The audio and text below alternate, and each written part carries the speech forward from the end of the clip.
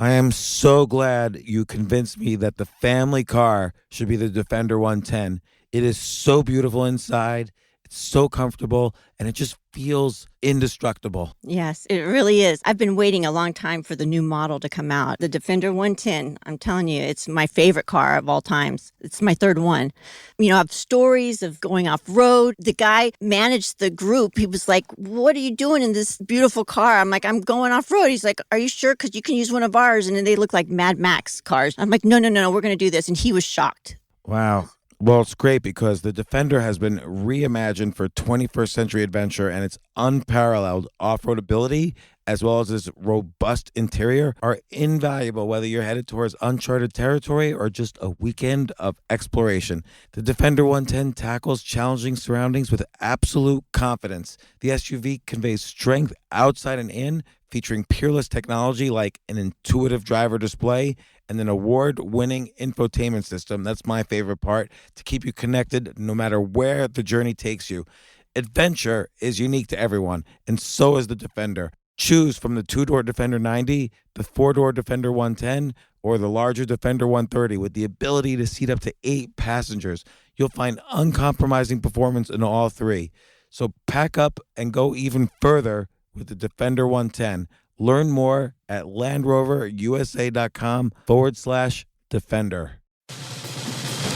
These days, we're all investors, trying to be smart with our money despite our worst impulses. But at iShares, we believe that deep down inside of every investor is a better investor.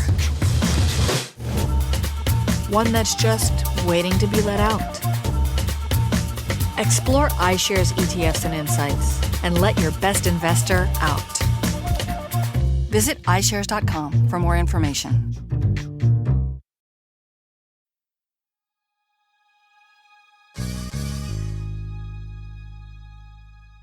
Everybody needs a quest, and I've been on a quest. I've been on many quests in my life, and some have worked out for me and some haven't. But no matter whether you get to the goal of your quest, like for instance, King Arthur's knights were on a quest for the Holy Grail. I don't think they ever found the Holy Grail, but the quest itself is filled with adventures. And I think I'm going to do a podcast just about the notion of a quest. The word quest is, of course, in the word question. And you have a question for yourself like, oh, can I achieve a certain thing? What are the steps along the way of achieving that thing? And what kind of person do I need to become to achieve the goal?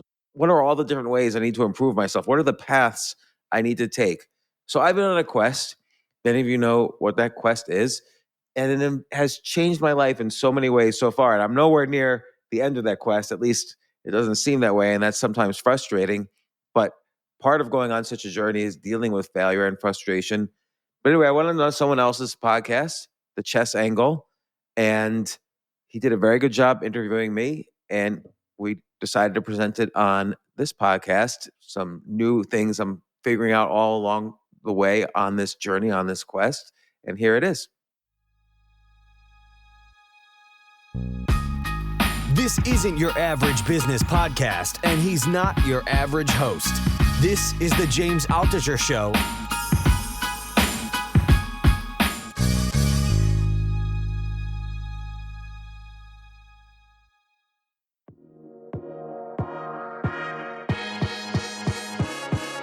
Welcome to the Chess Angle.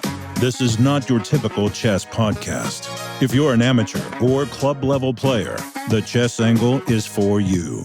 Our content is aimed at busy adults who are serious about the game but have limited study time. Featured guests include both amateur and titled players alike. And now, here's your host, director of the Long Island Chess Club, Neal Bellon. Welcome, everyone, to Season 5. It's great to be back. Some quick production notes. First, on our YouTube channel, I'm looking into posting video versions of our interview episodes rather than just having audio with a still image. That's in beta, so to speak, but it is something I'm working on. Also, I'm going to be experimenting with chapter markers as part of the show notes. That's also in beta, but I'm looking into adding that feature as a permanent fixture. I'll talk more about this and some other ideas when I do my first solo episode of the season. My guest this week to kick off season 5 needs no introduction and is a popular figure in both the chess and business worlds. I am, of course, referring to James Altucher. James is a national chess master, successful podcaster and entrepreneur, and a best-selling author. His podcast, The James Altucher Show, which is part of my own weekly podcast rotation, is a top show that receives millions of downloads on a regular basis.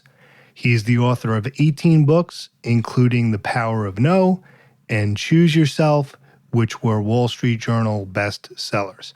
I was honored to speak with James recently, and the bulk of our conversation was about adult improvement, especially as we get older, and James's quest to get back to a rating of 2200. That's coming up right now. So James, good to see you. Really appreciate you coming on the podcast. Thank you so much for having me on the podcast. I really appreciate it. Definitely. So I'm going to jump right in. Maybe you could tell us a little bit about your current tournaments, like what kind of events you're playing in. Sure. So let me just start off by saying, just real quickly, I started playing in tournaments when I was 17 years old, so kind of late to the game. And then, of course, I stopped in college because girls.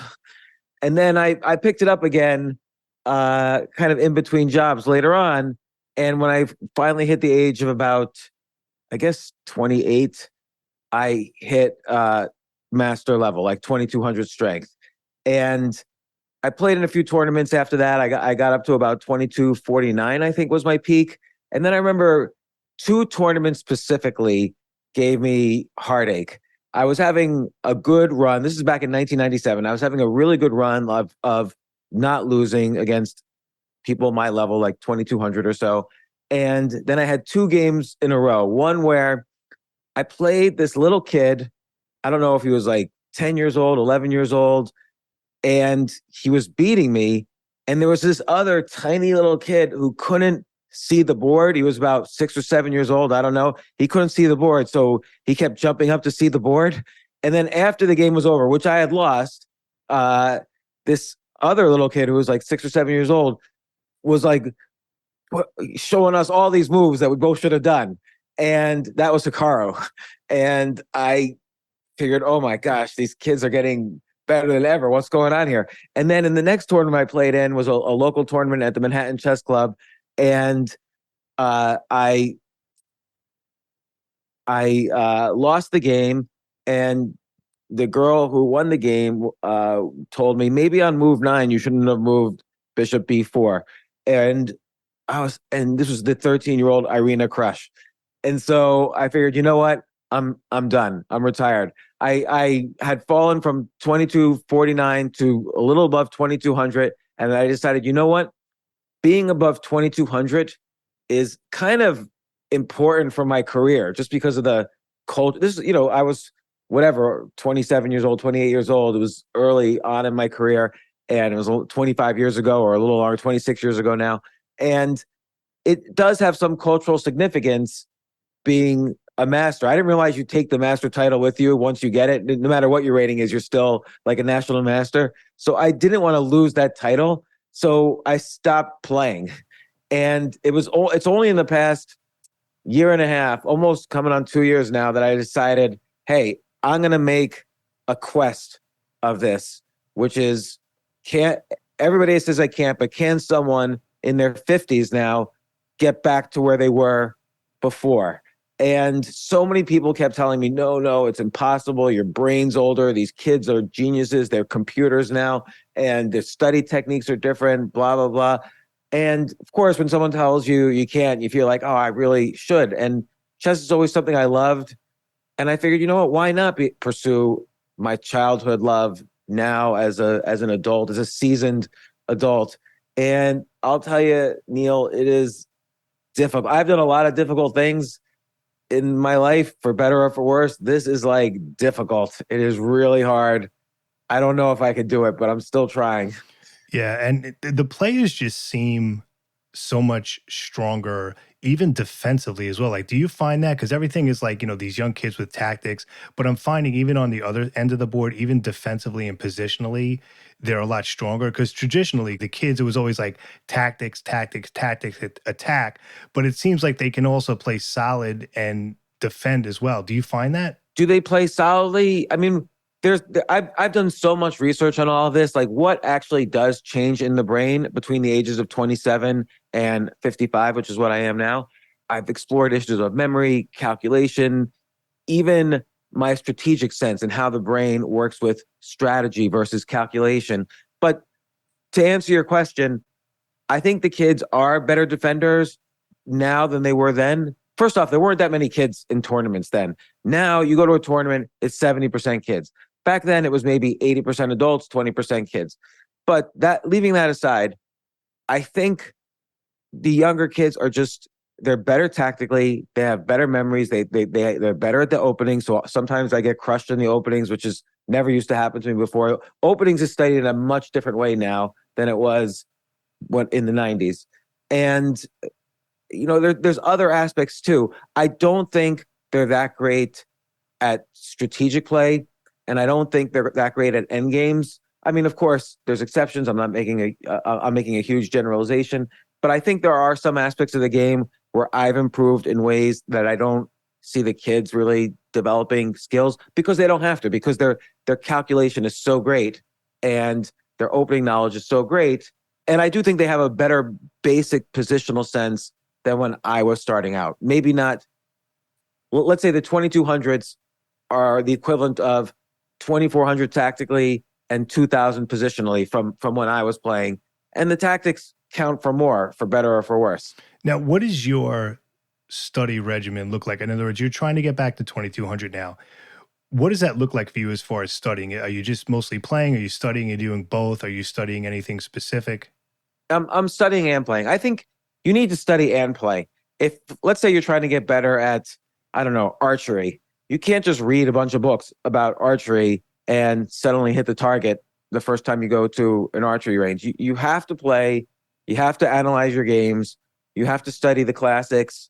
You have to study openings. You have to study tactics. You have to study end games. And, I've changed my regimen quite a bit in the past year and a half, but I would say like right now, today, it's an hour of tactics a day, maybe an hour of looking at classical games.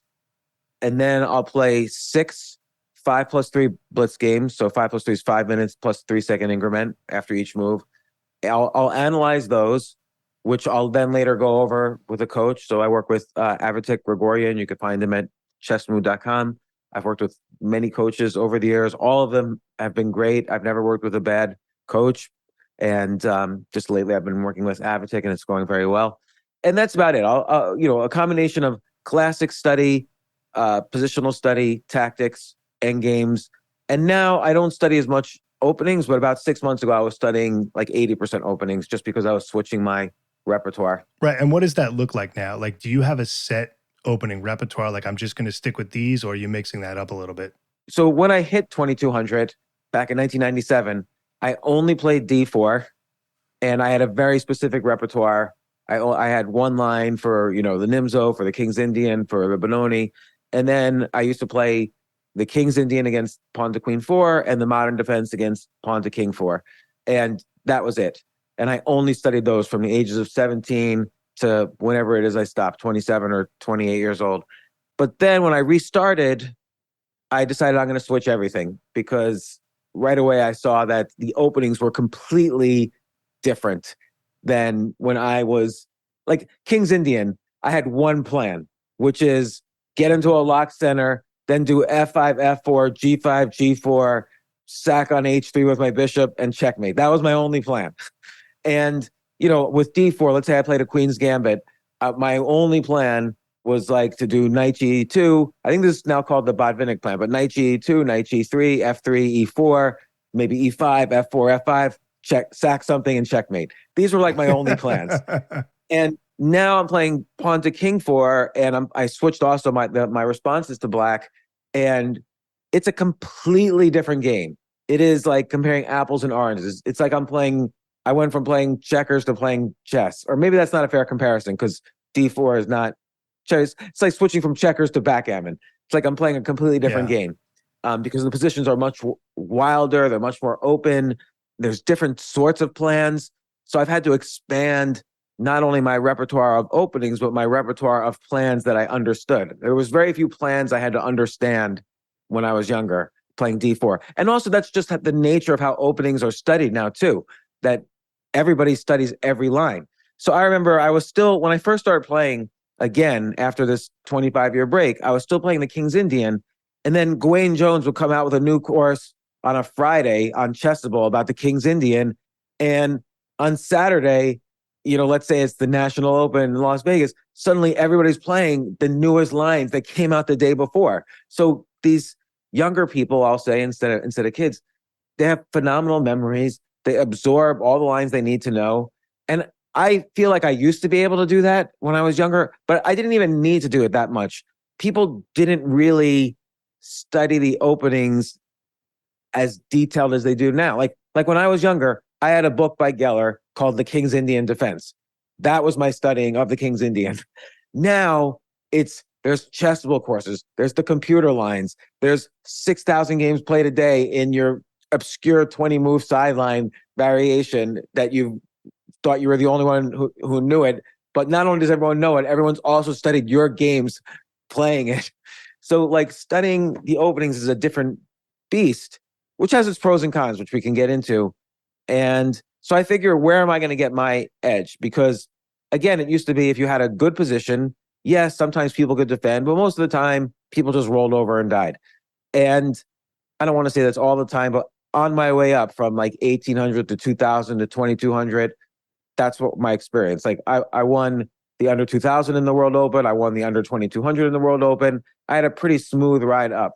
And now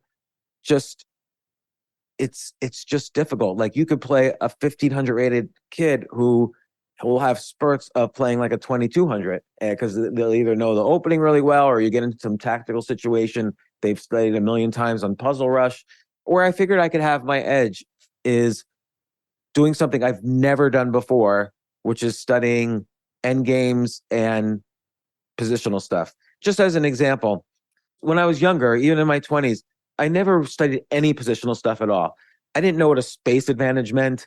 I was over 2200. I didn't know what a weak square was or how to play with against a weak square. I didn't need to.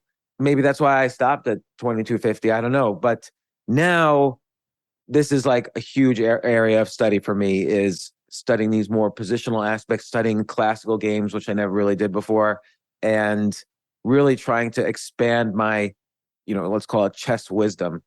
I feel younger people don't have that as much because they have that raw, let's call it athleticism of the tactics and the opening knowledge.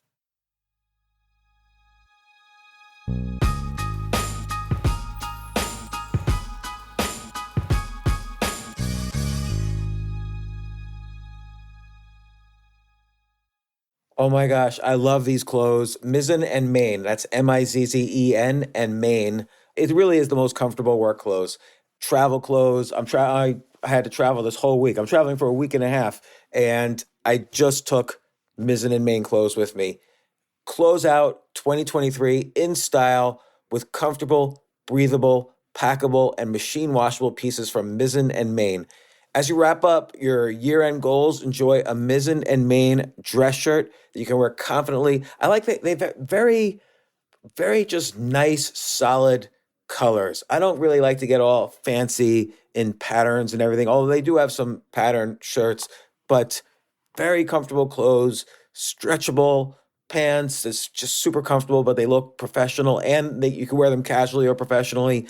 I like some of their flannel shirts or untuck shirts. I love untuck. I never tuck in. So again, whether you're shopping for a special someone or giving yourself the gift you really want, I just buy myself gifts.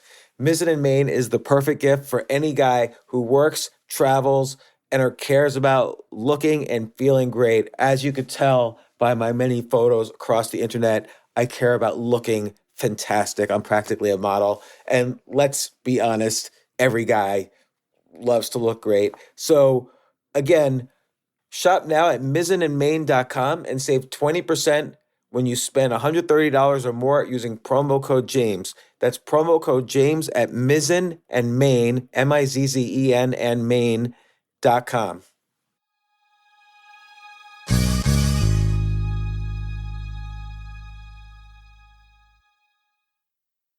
You know what I love about fantasy sports is that even though I'm not going to be a great basketball player or a baseball player or a football player or whatever, I feel like I get to participate and make decisions and use my knowledge of these different leagues or these different sports to compete. So it's like I can pick my team or I can pick my favorite players and I could use my knowledge to make predictions and maybe even make money. So with the basketball season here, you can now pick combo projections across football and basketball from the Specials League on Prize Picks. This is a league created specifically for combo projections that include two or more players from different sports or leagues. Want to play alongside some of Prize Picks' favorite players like rapper Meek Mill and comedian Andrew Schultz, who's also been a guest on this podcast, and I've been a guest on his? You can now find community plays under the promos tab of the app to view entries for some of the biggest names in the Prize Picks community each week. Look, Prize Picks even offers a reboot policy so that your entries stay in play even if one of your players gets injured. For football and basketball games, if you have a player who exits the game in the first half and does not return in the second, that player is rebooted. Prize Picks is the only daily fantasy sports platform with an injury insurance policy. What? So I love playing it. I love anywhere where I can use analytical ability with my interests to demonstrate some skill and maybe make some money. And I like the game-like aspect. I do wish they had chess as a category on prizepicks.com, but I'll settle for what they've got. Maybe I should make my own fantasy chess league. But in any case, I love Prize Picks. Go to prizepicks.com/James. Use code James for a first deposit match up to $100. That's the easiest $100 you're ever going to make. So that's prizepicks.com/James and use code James. Daily fantasy sports made easy.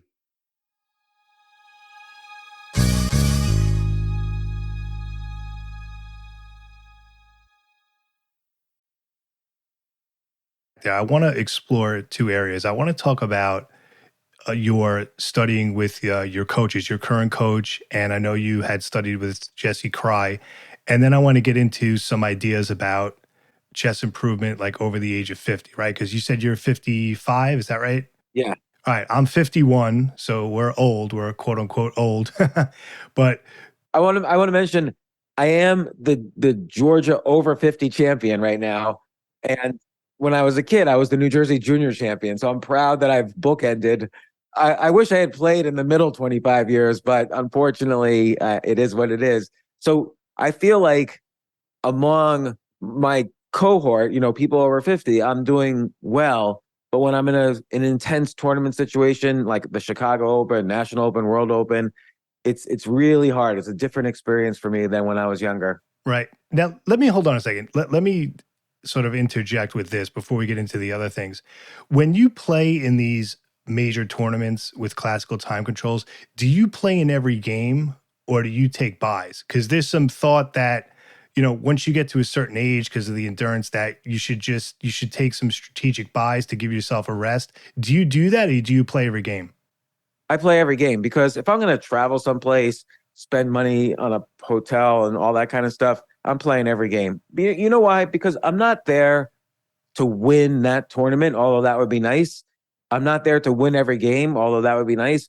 But I do want to learn from every game. And if I don't play the game, I'm not going to learn. So if I am going to a 9-round tournament, the Chicago Open, I'm playing a bunch of 2200s and all over. Sometimes I'll play GM, sometimes I'll play lower rated. I want to learn from every single game. Otherwise, I'm wasting my money there. But do you think it would be, I'm just curious, not to, I don't want to sound like I'm pushing back on this. I'm just curious. I understand that point. Do you think your results would be better if you did take some buys though? Because that's something that I feel for myself. If I were to do that, I think I would do better. But do you think it would be the same and that you would just be wasting around? Or do you think it might actually help you in the games you do play?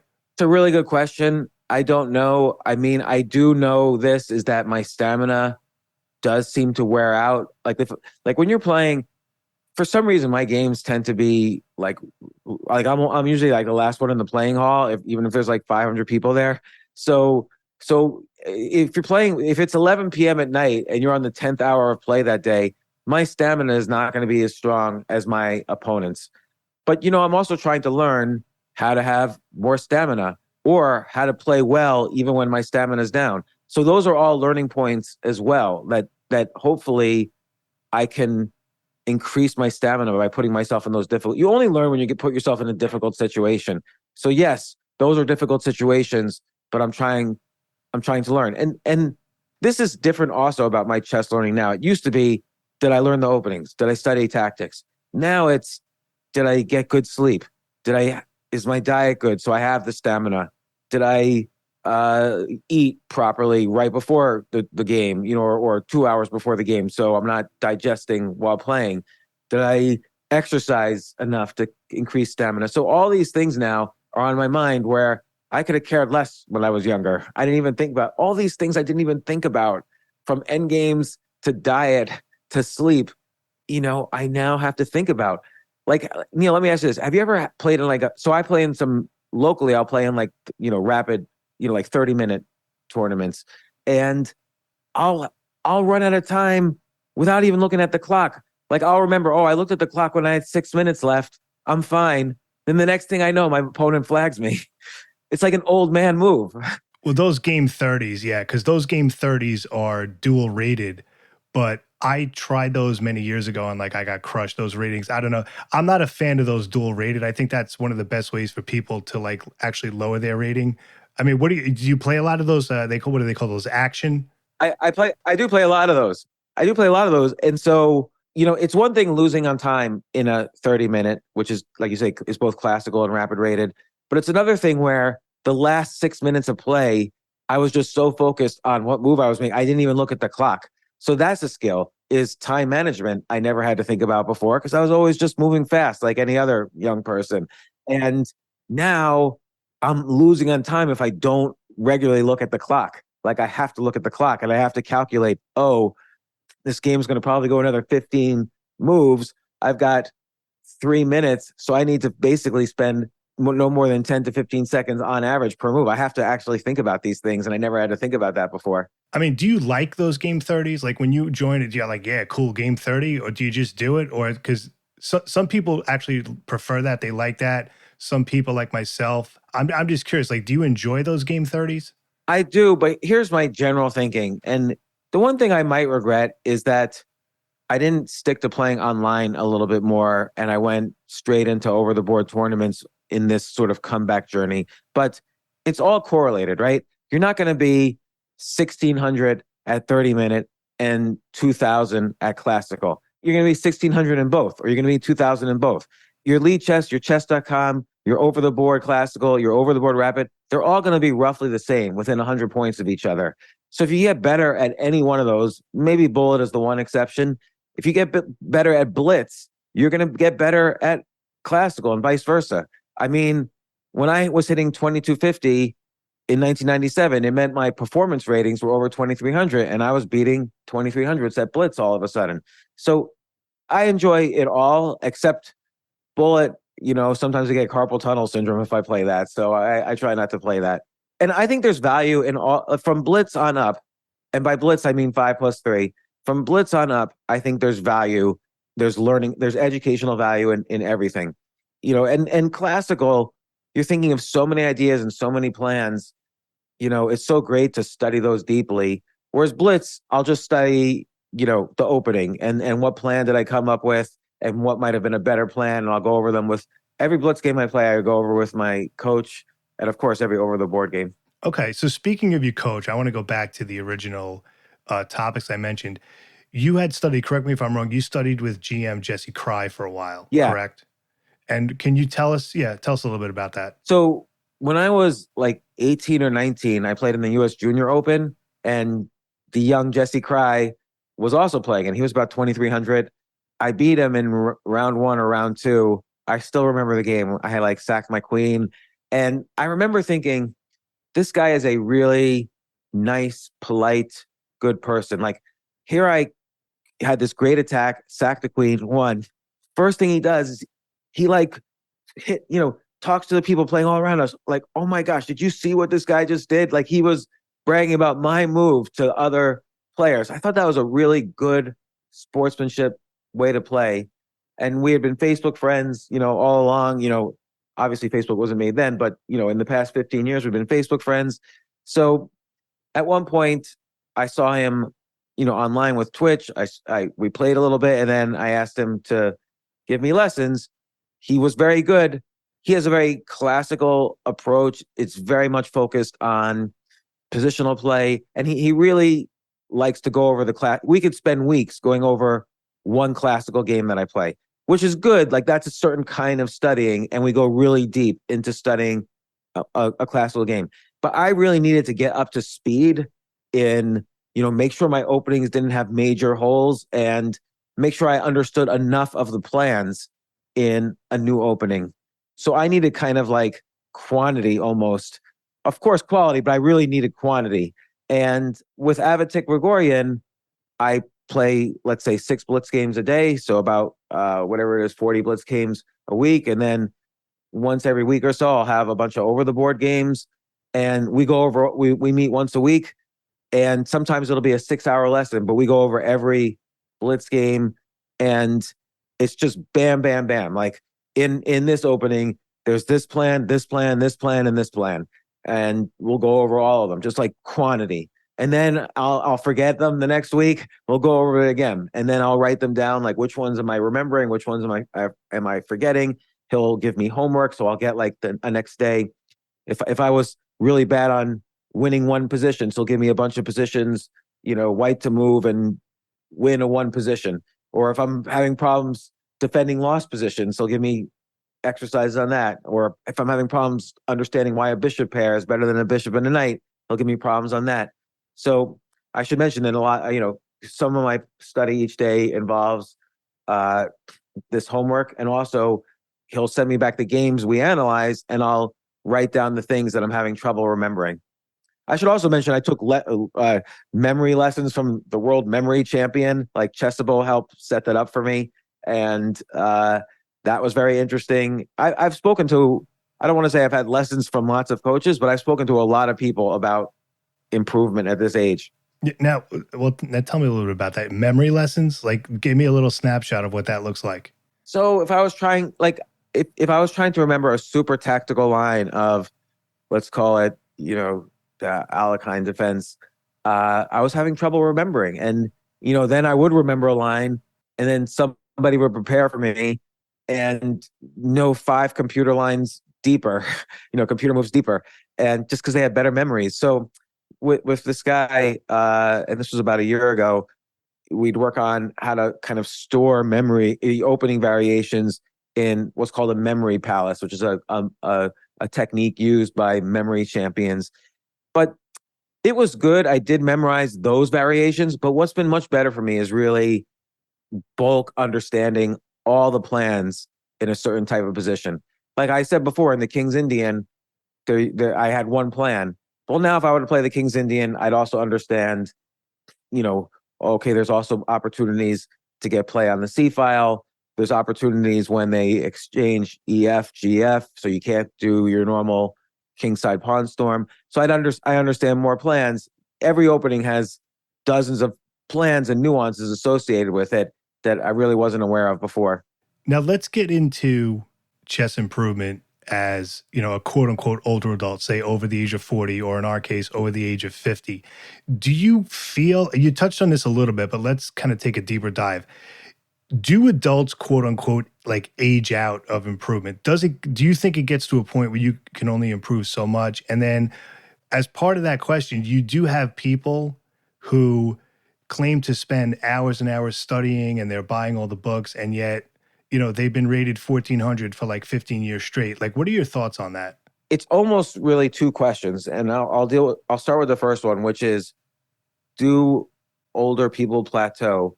And I don't think I think the answer is definitively no, but it gets harder for lots of reasons. One is the brain. So again, through this journey, I've talked to neuroscientists, I've talked to psychologists, I've talked to performance coaches. So on the neuroscience side, the brain does change. Things like memory and raw calculation start to decline no matter what. Like, I can say my memory is still exceptionally good, but not good enough, not as good as it was when I was hitting 2200 back in the day. And memory just simply declines. Like, how often you make it to the afternoon and you forgot what you had for breakfast that day. Like, that starts to decline when you're like 40 or even in your 30s. And, you see this all the time. Like, with why do kind of the older world champions who come back to play, they switch from playing the sharpest Sicilians to knight F3, G3, D3, B3, because those are a little easier to get a position and then they figure it out. So that's neither good nor bad, but maybe that's a technique I have to do eventually, but so far I haven't been doing that. But the other thing that changes is your raw calculation ability. And it's not just in chess, by the way. You see this in, mathematics, for instance. The peak age for a professional mathematician is 25 years old. That might be the peak age for a chess player. Magnus is in his 30s, but he's the world champion. He might be an exception.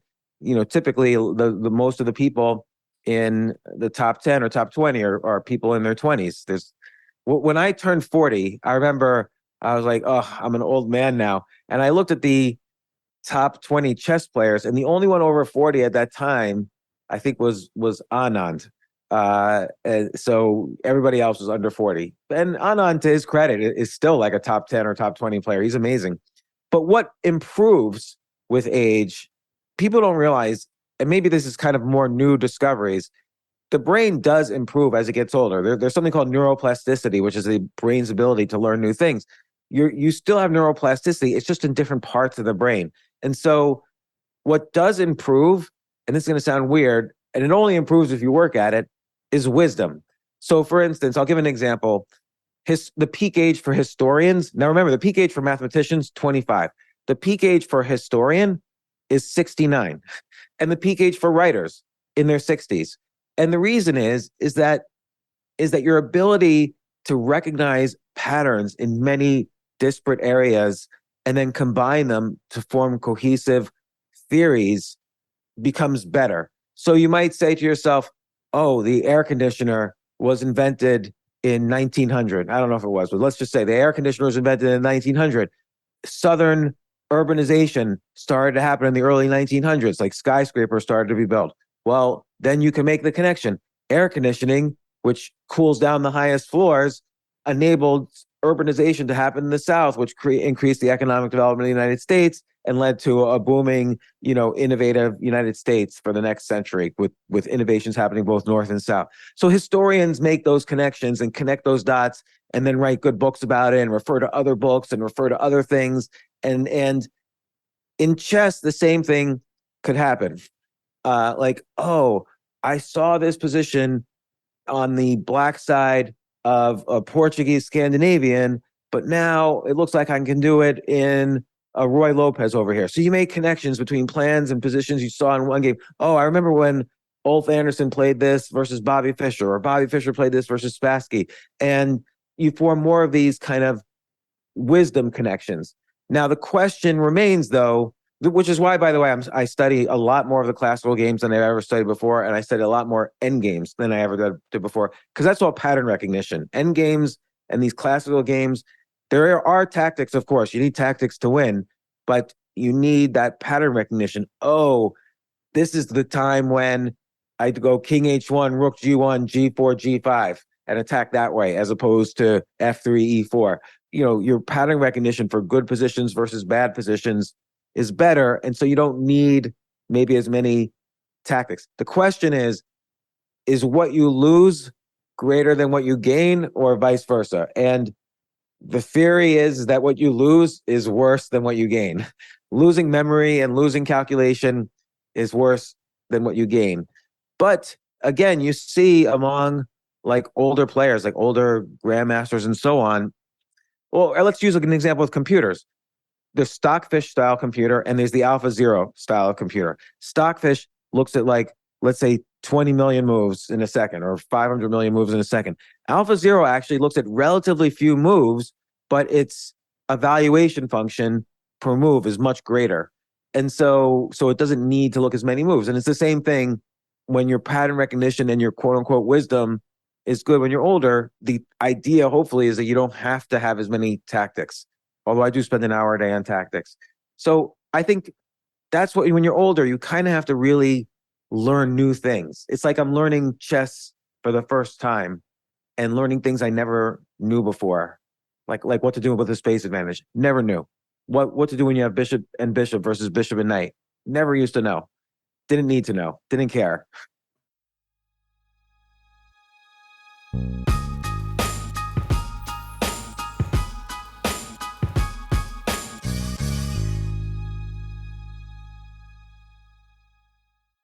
This is such a valuable service for all business owners, big businesses, small businesses, doesn't matter. I wish I had this in the many different businesses that I've started. Sometimes it seems like your business is humming, but then suddenly you don't understand it. You're starting to fall behind. You're not understanding where your costs are, where your revenues are, where your payments are. Teams are buried in all sorts of like BS work, and you can't seem to close the books. So you need like one dashboard, one source of truth. I'm jealous of this business, NetSuite from Oracle, of course, NetSuite by Oracle. I wish I'd come up with this idea. It's a brilliant concept to have all your business intelligence on one dashboard. This is why you need to know these three numbers: 37,000, 25, and 1. So 37,000, that's the number of businesses which have upgraded to NetSuite by Oracle. NetSuite is the number one cloud financial system, streamlining accounting, financial management, inventory, HR, and more. 25. NetSuite turns 25 this year. That's 25 years of helping businesses do more with less, close their books in days, not weeks, and drive down costs. 1, because your business is one of a kind. So you get a customized solution for all of your key performance indicators, your KPIs, in one efficient system with one source of truth. Manage risk, get reliable forecasts, and improve margins. Everything you need to grow all in one place. So right now, download NetSuite's popular KPI checklist designed to give you consistently excellent performance absolutely free at netsuite.com/James. That's netsuite.com/James to get your own KPI checklist. netsuite.com/James.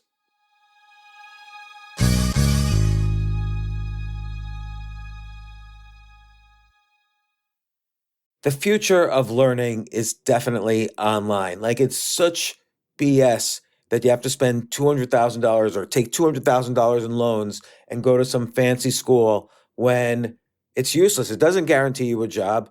Most employers, including me, do not care about degrees or grades or anything like that. We want to care that you love what you're doing, that you know what you're doing, in some cases that you have experience or that you're willing to learn. But people in general love learning and are curious. Like, the key to success is curiosity.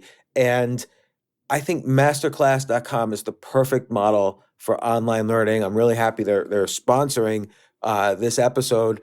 If you're going to give a gift, give the gift of learning. Masterclass makes a meaningful gift this season for you and anyone on your list, because both of you can learn from the best to become your best, from leadership to effective communication to cooking.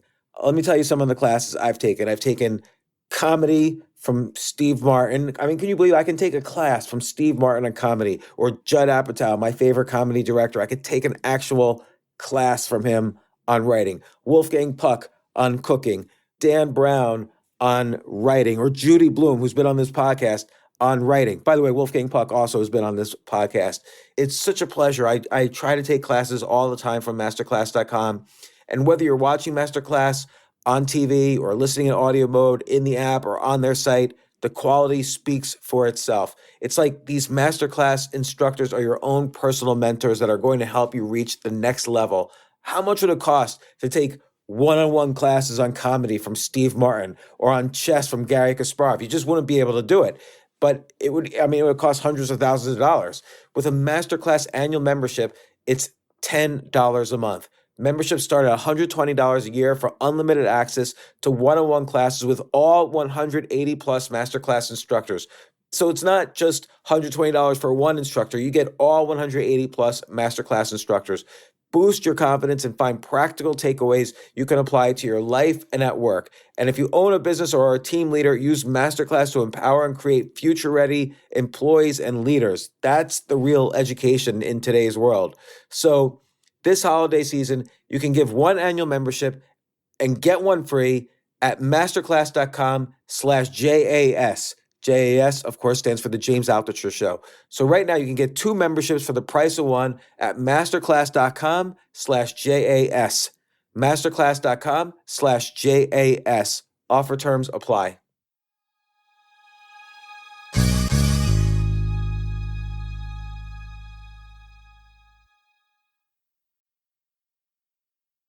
I know you're writing a book about your own journey as someone trying to get back to 2200 over 50.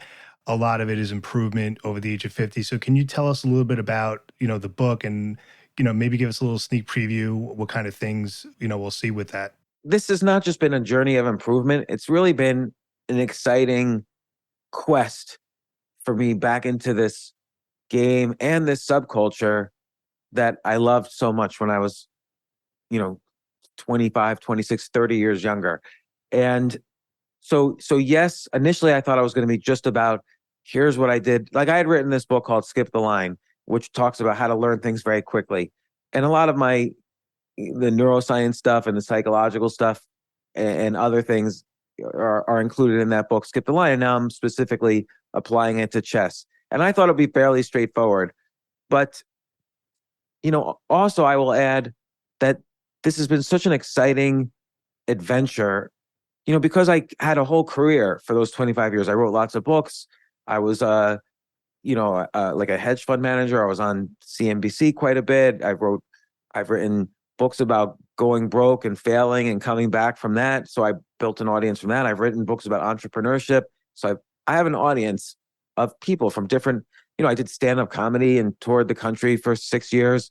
I've done lots of different things, for better or for worse. I could be a jack of all trades, master of none is what my fear is. But, when I first went to my first tournament coming back into this, like in December 2021, I had readers of my books and listeners to my podcast come up to me, and it was a nice feeling. And then New in Chess magazine, which was my favorite magazine as a kid, asked me to start writing columns for them. And I couldn't believe it. Like, oh my gosh, New in Chess. I'm a total imposter syndrome on there. Like there'll be an article from Jan Timman, then me, then Judith Polgar. Which one doesn't belong? And it's me. And, I've, all along the way, I've Gary Kasparov's been on my podcast a bunch of times. We've become good friends. I just was in Norway speaking at the Norway Business Summit, but that was side by side with the Norway Chess Tournament. So I met a lot of the top players, had dinner with Magnus Carlsen, his dad, Peter Nielsen, his coach. And every day something new happens, which is part of this adventure and part of this journey of really immersing myself. And again, in a different way now, as an older person rather than as a young person. It's different.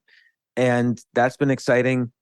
It's been frustrating sometimes, the learning part, because I'm not learning. So Peter Nielsen said something interesting to me, and that's Magnus's coach. Peter Nielsen said, you might already be better than you were. It's just that the chess world as a whole is a lot better than it was 25 years ago. And so, that's worth thinking about. And I don't know how to measure that, but that's worth thinking about. I guess the way I mentioned that is how I do against other people in their 50s, but that's not really that accurate because who knows what they've been doing these years. And it's just been an interesting journey. I spoke to one IM at the last, so I'm representing Georgia in this senior championship coming up at the US Open. And last year I did as well. And I was speaking to one IM who was representing California. Elliot Winslow was an IM back in the 80s. And he told me he's 250 points lower than his peak. And he always thinks he's going to get back. And he says, and I know I never will now. And he said, don't delude yourself into thinking you're going to get back. And so I'm not saying he's a naysayer. You know, that's his experience, and he might be right. I haven't made it back yet, but I did go down the list of everybody playing in that tournament, and there were a lot of people who were, like there was my old coach John Fedorowicz was representing New York in that tournament. Everybody was 200 to 250 points lower than their peak.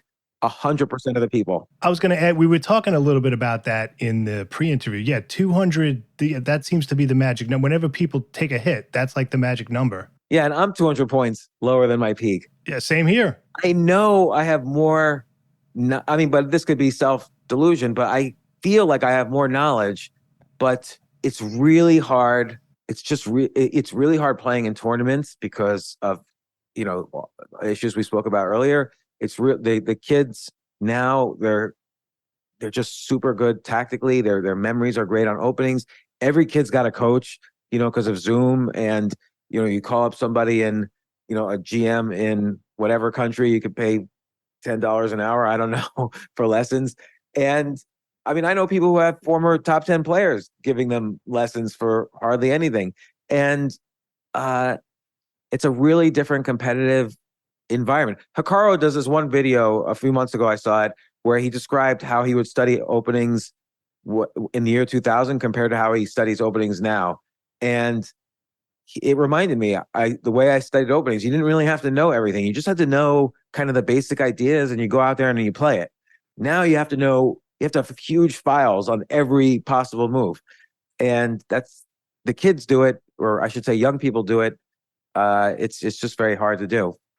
But we'll see. I feel like I'm improving, but sometimes I have a lot of volatility. I've beaten the highest rated players I've ever beaten during this past year and a half over the board, but I've also lost to the lowest rated players I've ever lost to, even when I first started playing back when I was 17. Now, that's something I wanted to ask you about. How are you at handling those tough losses? Like, do you find yourself tilting a lot? Because I know for me, that's a big problem. I'm just curious how you handle that. I do. Everybody tilts. I don't think there's a way to truly avoid it. Everyone gets upset. You play 4 hours a game, you're winning for 3 hours and 59 minutes, and then you make a blunder and lose.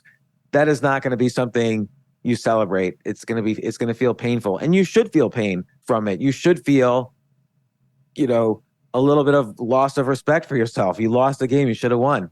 And that pain will either drive you to quit, as it did for me when I was 27 or 28, or it'll drive you to learn, as I'm trying to do now. Between that time when I last played chess and now, I built businesses, I sold them, I made money, but then I also went broke several times, where I made a ton of money, and then I would just make very poor decisions with that money and go completely broke, back to zero, and have to do it all over again, and then go completely broke again. So I've been through kind of ups and downs, and I realize that through time and persistence, you can learn from these mistakes, but you have to really try to, it's more important to break bad habits than to get good habits, because what's really causing you to lose a one position is some bad habit. Like maybe you lack confidence, or you decided you were winning. You're already thinking about how you're going to show other people, oh, look at my great win. And you forget it. You miss a tactic. You're not as focused, or you don't focus as much on time management. You're just like bragging in your head to yourself, or this is me at least. And so, I try to tell, like last tournament I played in, Chicago Open, I was just around 2,100. So I was really I had bounced off of my floor at 2,000 and in just like a month. And so I felt like, okay, I could really make a run now to 2,200. And then I lost the first 7 games. Like, that is brutal. And after like 3 or 4, I called my wife and I'm like, I just may have to give up. And she didn't necessarily disagree, but she did say that, I do have a tendency to bounce back from these moments. And I did try to transform it afterwards to like, wow, this is valuable. I'm bringing a treasure trove of material to my coach, like, because you learn more from losses than wins. So I'm certainly going to learn a lot this time from this tournament. So I try to reframe it, and it's hard, but I don't let myself really tilt, and I have a tendency to win the last round or two in these tournaments. So I try not to tilt as much as my opponents, because in the last round or two, everybody's sucking. So if you're sucking and you're playing people in the last round, they're sucking also. You just have to suck less than the other guy. Yeah, right. It's like that saying, like, you don't have to run. If a bear is chasing you, you don't have to run faster than the bear. You just have to run faster than the other people running from the bear. Yeah, exactly right. So, James, I do listen to your podcast, and one of my favorite episodes was Alex Benayan, where he talks about the third door as Yeah. far as success. So, for the uninitiated, and James, correct me if I'm wrong, when you want to achieve something in life or get somewhere, there's essentially like three ways, and he uses the analogy of getting into a nightclub, right? So you have the people, it's a small amount of people, they're powerful, they know people, it's all politics, they can kind of have a connection. Most people aren't in that situation. That's one way. The other way is what most people do, which is they wait online like everybody else and they hope the bouncer lets them in. But then he talks about the third door, like you sort of find a window to kind of sneak in like a creative way. So is there like a third door? Because, I was thinking about this as it relates to chess. Is there sort of a third door that older adults can use to get better? Or is that a myth? They just have to study like anyone else? Like, are there hacks that someone over 50 can use as opposed to, say, like an energetic 20-year-old? Yeah, that's a great question. And I don't fully, my initial assumption was yes, because this is very similar also to the theme of my book, Skip the Line. Like, what he's really talking about is to get in the nightclub is you have to figure out a way to skip the line. And I'll give you an example.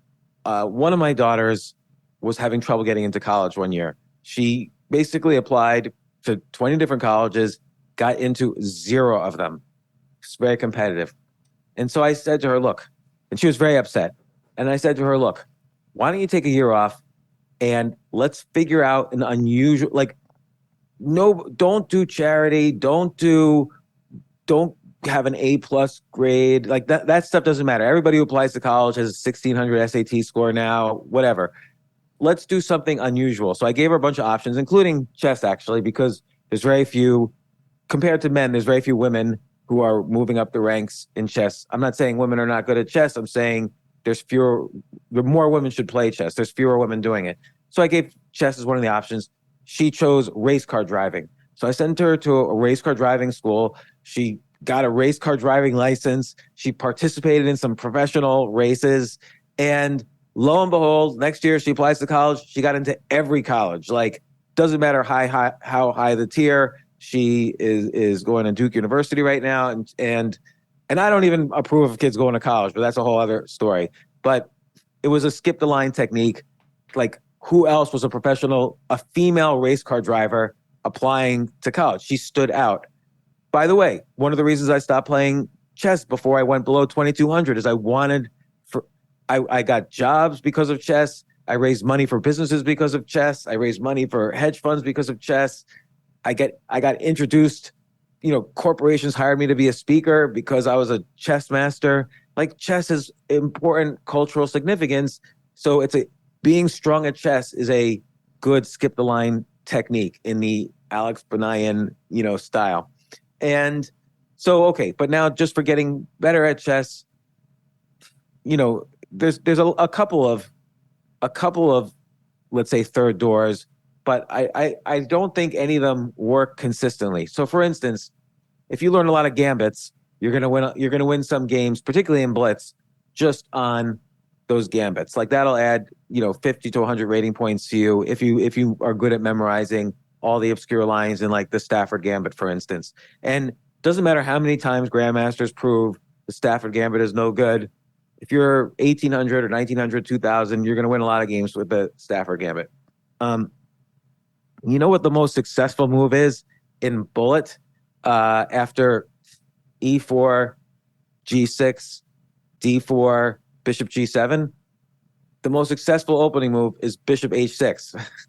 So, because it's just like you'll either win the piece immediately, or if you're down a piece, it's not necessarily an immediate loss at bullet. Like, you could still play on. So, stuff like that is like almost a third door technique in Bullet. But I think my suspicion now is that playing a good end game for older people is a good third. I have won many more end games than I've won out of the opening. Even though I studied opening, I know my openings very well. I'll win in the end game. And even from, if a young person even offers me a draw and they're a pawn ahead and totally crushing me, I'll refuse the draw because I know I'll know the end game better than them. And so now there's a famous quote: between the opening and the end game, there's the middle game. So you have to know middle game strategies and plans as well. So that's a third door. If you know what to do with a bishop pair, that's like a little bit of a third door. And tactics are a third door. Like, so again, even though my tactical ability is probably worse than when I was younger, I try to keep it up there. I study it an hour a day. Avitek Gregorian, the coach I'm working with, he tells me he doesn't feel tactics are, they're definitely worth studying, he says, but you really have to know positional middle game strategy to be 2,200 and 2,300 these days. And so I've been really focusing on that. But, everybody has their opinion on this. And I don't think we know. And again, I'll tell you more when I hit 2,200 again, what has really worked. Hopefully you will reach 2,200 and we'll have you back on and we can discuss that journey, getting up those extra 200 points. But James Altucher, really appreciate you coming on the podcast. It was an honor to speak with you. Thank you. Neal, thanks so much, and good luck on your own journey as well. Absolutely. Thank you. And for those of you listening at home, as always, I hope you win your next game. Have a great day, everyone.